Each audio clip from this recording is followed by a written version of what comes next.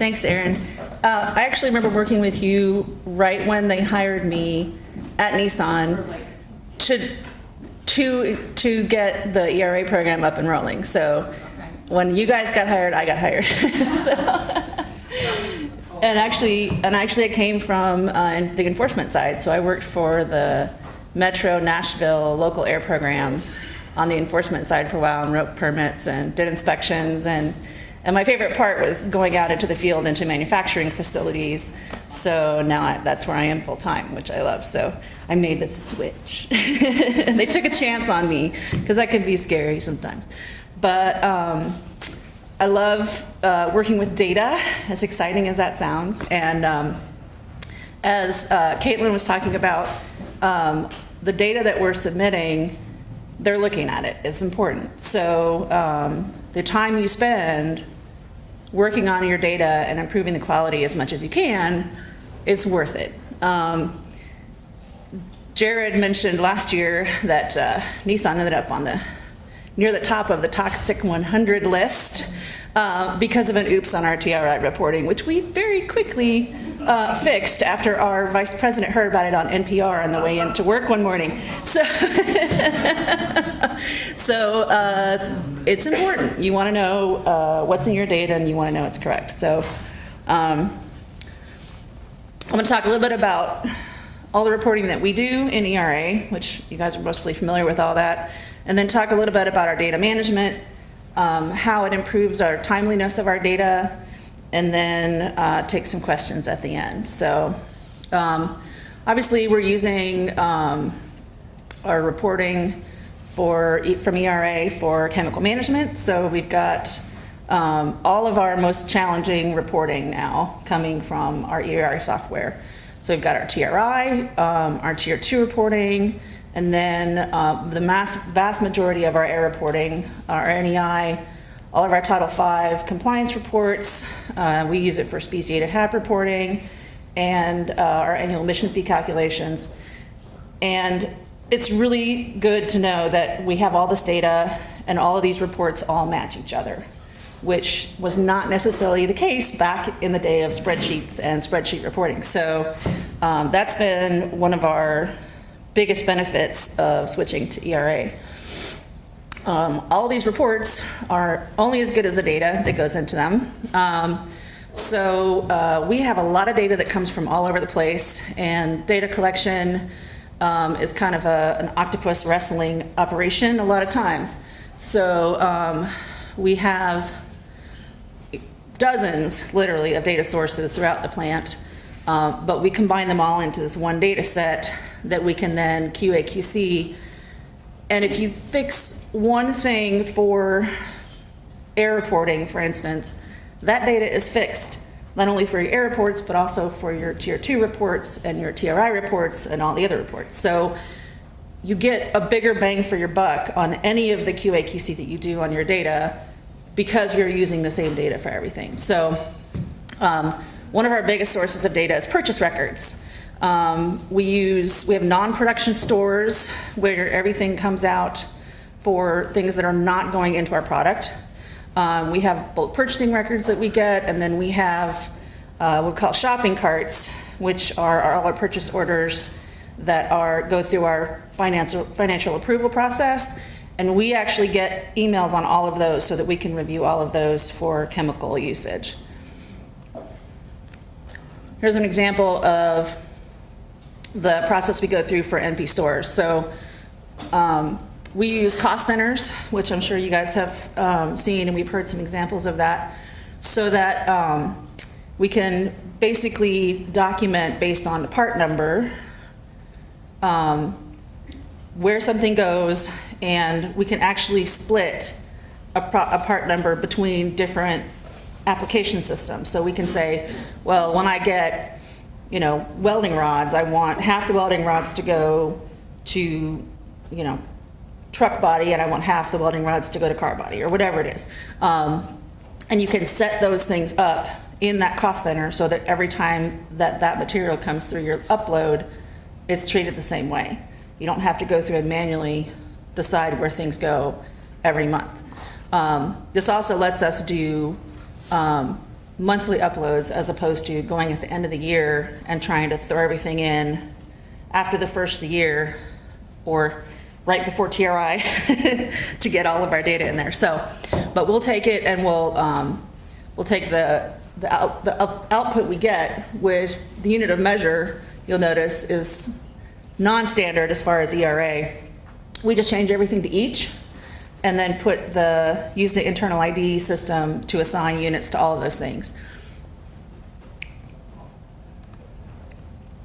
Here's an example of the bulk purchase stuff that we get. So rather than try and get my bulk purchase person to take their data and give it to me in some kind of special format for me, I'm happy to just get the data from them on a weekly basis. So they email me basically their whole inventory output that they do, and I'll take it and manipulate it a little bit, but I manipulate it as little as possible. So for instance, some of these part numbers I may already be getting somewhere else, or they may be something I don't really care about, like plastic wrap or stickers or something like that that are units. But rather than delete that information from my upload file, I'll actually go ahead and leave it alone and put it in like a placeholder out of the way that I don't use on any of my reporting. But that way, if I'm deleting things and manipulating things, there's a chance that I'll be deleting something or something has changed and I won't notice it. Whereas if I'm just uploading these things without touching very many things, then when something changes and I go to upload, the system is going to go, oh, I don't recognize that. What is it? And that gives me a chance to follow up. Whereas if I had deleted it because it wasn't one of the things I knew I was loading, I might have missed it. So here's an example of a shopping cart. We get these, a lot of these things are very small. You know, this is lab supplies for our lab analysis. But again, it gives us a chance to say, oh, here's something else that needs to go in here. And then the other significant thing that we use is specific usage records. These are typically for our air compliance permitting, for instance, which is what I do most of the time. So we get these directly from the paint mix room. They may be doing inventory tracking with that, or we may have contractors that are adding chemicals to systems directly provide us with their usage for the month. Here's an example of what I get from the paint mix room, you know, which is just, hey, we added this much paint to the system. Here's the reduction percentage. Somewhere else I have a record of what they reduced it with, but we'll use all that data to manage our paint usage. And then we also use production data. So we have another system where I'll go in and I'll figure out, you know, how many Pathfinders they made and which colors on a particular day. So the production is also used for QA/QC because I can go back and run a report that says, you used 5 gallons for every red car you painted today. And I can go back and go, hey, mix room, did you have something going on with your transfer, you know, measurement equipment? Because it looks like maybe we used more red paint than we should have. And they go, oh yeah, well, you know, that meter got stuck or something, and we just, you know, so that's one of the ways that we're able to follow up and do some QA/QC is by using the production data. Here's just an example of inventory tracking. They just do, you know, start and give me a number. If it's something like small amounts, like these are pints of repair paint, if they send it out to the floor, I just assume they used it, but things like that. We have a bunch of contractors on site, and a lot of the data I get is just literally emails. So there's 5 of us that work in my group, and 4, well, I guess all of us do data entry pretty much every month. So Shane is our ISO coordinator, and he is very methodical. He used to be a supervisor out on the floor, which makes him a great ISO coordinator. So he created this spreadsheet to track and make sure he knew that he got all of the emails from all the vendors that he needed to get emails from every month. So we could all use this, but Shane's really the one that uses it most effectively. Some of the things we get monthly, some of the things we get quarterly, it just depends. But being able to have systems like this to make sure, did I get everything I was supposed to get, is very helpful. Also, if Shane were to win the lottery, we could go and go, oh, what all data was Shane collecting and who was he getting it from? And this allows us to have some institutional knowledge from that kind of stuff. So from all the data that comes from all that long list of people, all that information gets dumped into a spreadsheet. So that spreadsheet is our upload. So for this, again, we're doing some hand manipulation and stuff. If you notice on like the 5th line down, we have a little data anomaly which will throw us an error when we go to load it into ERA because it says 1 tub for usage instead of a number. So, but again, if that's something that we don't catch, it'll throw an error. This is another thing that where we use a cost center. So rather than have to figure out exactly which application system each of these pieces of data goes into every time, we just throw it all in the cost center, and the cost center does that for us. So that's been really useful for situations where we're getting data from all over the plant, and we just want to load it all in one big upload.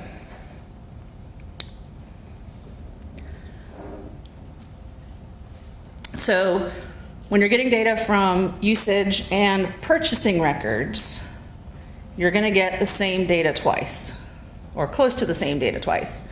But it also gives us a check and balance. So if we get purchase records that we don't have usage records for, or vice versa, we know, hey, we're missing something here. So we get both, and we load them into the system. We just have to be really careful not to double report our usage. So we have a process where we identify the overlaps, and then actually we'll take and I can't think of the right word. Reconcile. Thank you, Sarah. Reconcile. We reconcile that data so that we don't over-report. So we do that by using different internal IDs. An example of that is the second 2 lines on here are the same product. So one is touch-up paint that I get usage from the mix room. The second one with no dashes in the internal ID is from the bulk purchase record. So one goes into a TRI touch-up application system, and one goes into the touch-up application system that we use for the error reports. And when we get to the point where we run TRI, we have a process for going through and deleting the double record. So in other cases, in this case, we also use, we might be using different units. So we actually will make sure that, and we learned this the hard way, that one of the data sources will use one internal ID and can set the units for their data source, and the other data source we use a different internal ID so that we can assign a different unit if we need to. So bulk purchasing may be recording in gallons, mixed room may be reporting in pints. So if I go in there and I say, oh, I need it to be in pints, and I change it to pints, and then Jared goes to upload and he says, oh, I need it in gallons, not pints, so he goes in and changes pints to gallons, we're going back and forth with the same number. So 2 different internal IDs is really good for that. And then again, we're using different application systems so that we can choose which data we want to use in which report, which is really key. So for air emissions reports, the application systems have to be much more detailed because I need to know all of my stack information and my transfer efficiency and my emission control device efficiency and all these other things. Whereas for TRI, we're just, the data is different. The data uses are different. You don't need as much detail for a lot of the stuff that goes into TRI. So anything that we need for error emission reporting goes into very specific places versus TRI, which a lot of times they can be dumped in a plant-wide application system, and we don't worry so much about where that goes, as long as it's not in the error systems. So here's an example of how one material can be loaded in 3 different systems for 3 different reasons. So one is purchase records, which again, we're using it for TRI. So we have, it's in an application system that says TRI, Purge. In this case, it's a 70% recovered application system. So we recover and we recycle at least 75% of all the Purge material that we use.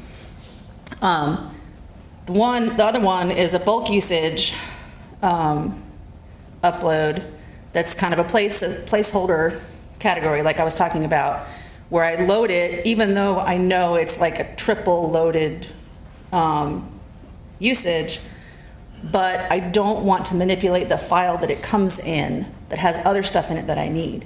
So I'll go ahead and load it just so I'm not manipulating that file. It knows what this stuff is and it knows where to put it, and it's out of the way where I'm not going to accidentally include it in a report that I don't need to. And then the third place where I actually have this Purge data is where I'll use it for my error reporting. So it's actually in an application system for Purge for that paint line, and it gets treated a particular way for the error reports.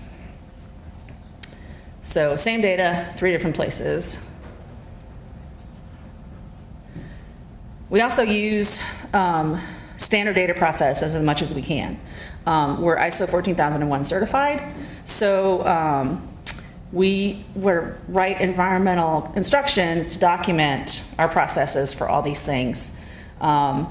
It's really great for consistency, institutional knowledge, and it lets us kind of hand off jobs. So if we need to say, hey, are you busy? We got a backlog here. Can you help out? Here's the instruction for how to do it. Let me know if you have any questions. When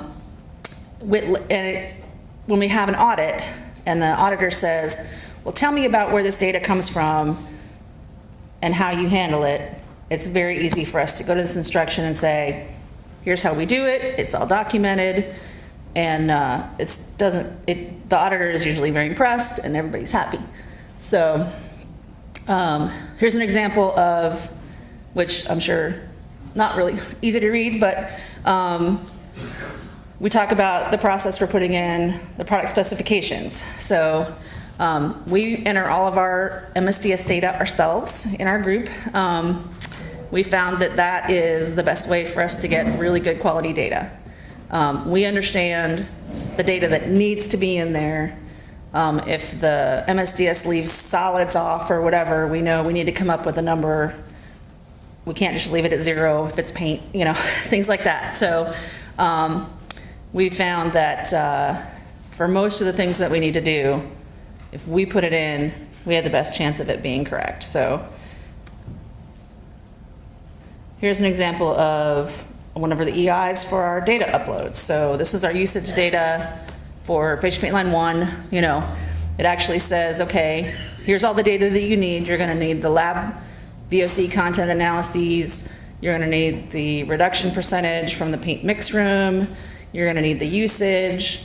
You're going to create your data files this way, and it runs you through the whole process. So we kind of have the people who do this work on a daily basis write these, and then we'll swap them around and have somebody else try to follow it who doesn't normally do that process. The error is the most complicated, so there's 2 of us in error, so we kind of swap back and forth. But for a lot of the other ones, for the waste things and things, we'll just kind of give it to anybody in the group to say, hey, see if you think this works. So reconciling the data overlaps, I've talked about that a couple times. So this is a big part of our QA process. It happens once a year before we run the TRI report. But we'll actually look at our data and compare our purchase record usage volumes our purchase record volumes to our usage volumes. Purchasing should be bigger than usage, typically, unless we had a bunch on site in January, you know, and we've used it all up. But normally, we're looking for that kind of, you know, one being just barely above the other. We look for anomalies, we look for missing usage, missing purchase records. In a lot of cases, we don't track the usage specifically. If it's a small usage thing or it's not as important, we just use purchase records, and we assumed if we bought it, we used it. In that case, we'll look and compare with previous year's usage on a lot of things. But the fun part is we'll take this TRI reconcile process and actually look at chemical by chemical. We start with the chemicals that have the highest usage in TRI and look at the materials that went into the chemical usage. And we'll start breaking it down product by product and try to figure out, okay, what do we have in numbers? And we'll actually take the purchase amount that's in the TRI sources and total that up and compare it to the purchase amount or the usage amount in the air category. So on the second line, you can see in the otherwise used and air emissions categories, you've got two different numbers. The green is the air and the orange is the purchase. So that's 69,000 gallons or pounds or whatever of the product in the usage and 70,000 in the purchase. So that's really close. But rather than just take the 70,000 and have all that extra usage in there and like, for instance, we could just say we're just going to use the TRI category. We're not going to use the air category for the TRI report. We'll actually take the numbers for the TRI category, delete the whole thing out for the whole year, and then go back and put in one number, January through December, that's just the difference between the two. So the first line, you can see he's made the change, and now the TRI number is 407, is the change that he made. So I know people are looking at me like, that's crazy, why do you do that? But for us, it makes sense. We have a number that we can say, this much is we know is usage, here's the little extra we added according to purchase. We feel like that's the appropriate number for TRI. But we're getting the benefit of the information that's in the application system for the air permit. So, for instance, if it's Purge, which this is, we get all the recovery from our waste recovery systems, and that's credited so that the emissions is 9,000 pounds instead of 70,000 pounds. Because you can see the difference in the second line with the air emissions. The TRI miscellaneous solvents system counts it as all emitted. So big difference between 400 pounds or 400 gallons emitted and 70,000 gallons emitted. So for us, that means the data quality that we get in TRI is a whole lot better than if we had just said, oh, we'll just use the TRI number and just don't worry about the air number. So that is just an example of that process. So we also look at comparing the two data sets. Back in 2014, no, last year, 2016, we got a letter, I think it was March 10th, from the EPA or from the state that said, hey, we've been looking at your NEI and your TRI data and comparing them. We went, they do that? And they said yes, and we have some questions about some discrepancies between the two sets of data. We're not saying it's wrong, but these numbers are different, and we'd like you to tell us why. And we wanted to respond immediately. So I remember this fire drill. We were like, oh my gosh, we got to look at this data. What the heck is going on? So we did something like this. They were actually looking at our 2014 data. You know, they had that long data cycle.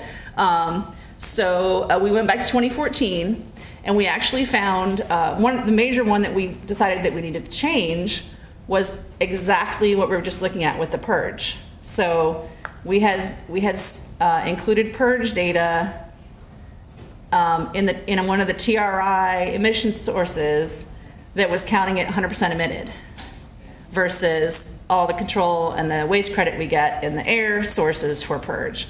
So it showed that we emitted a lot more purge than we really did. So we did a couple things from that. We changed our TRI purge sources to as 70% recovered default, so that we're not over-reporting them as air emissions.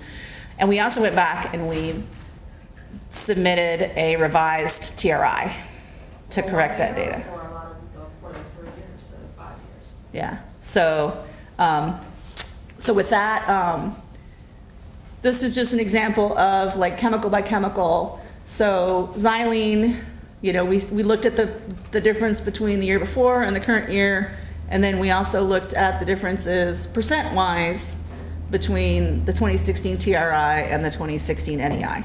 So we looked at, is the difference, if there's a difference, is the difference explainable? So that the next time we get the call from the state or EPA, we can say, oh yeah, we know about that, that's because XYZ. That's because TRI discards anything below 1% concentration, and we include things below 1% concentration in our air reports for our paint, for instance. Because in some cases, the NEI is actually bigger than the TRI for some of these chemicals, but typically they're the ones that are in the paint. So, I don't want to keep us too late because I know we have a break coming up. So timeliness of data, because as Caitlin was saying, this stuff is available to the public. The federal agencies are looking at it. The state agencies are looking at it. We want to make sure that this data is correct. And we don't want to rush it because we need the time to look at the data.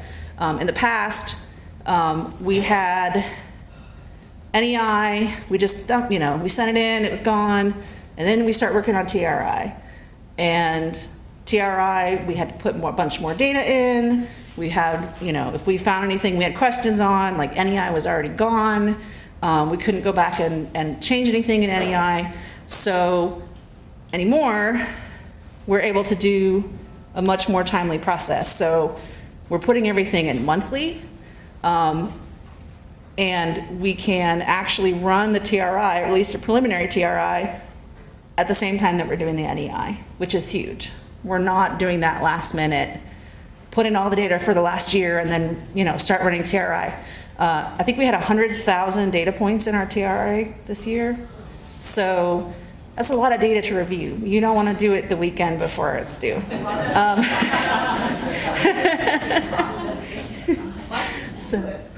We used to do it with spreadsheets. Like, I can't even imagine. All of these things we've been able to do because we have ERA. And I know we're a lot more hands-on than a lot of people are, especially given the amount of data that we have. But we feel like that hands-on process gives us the best data quality that we have.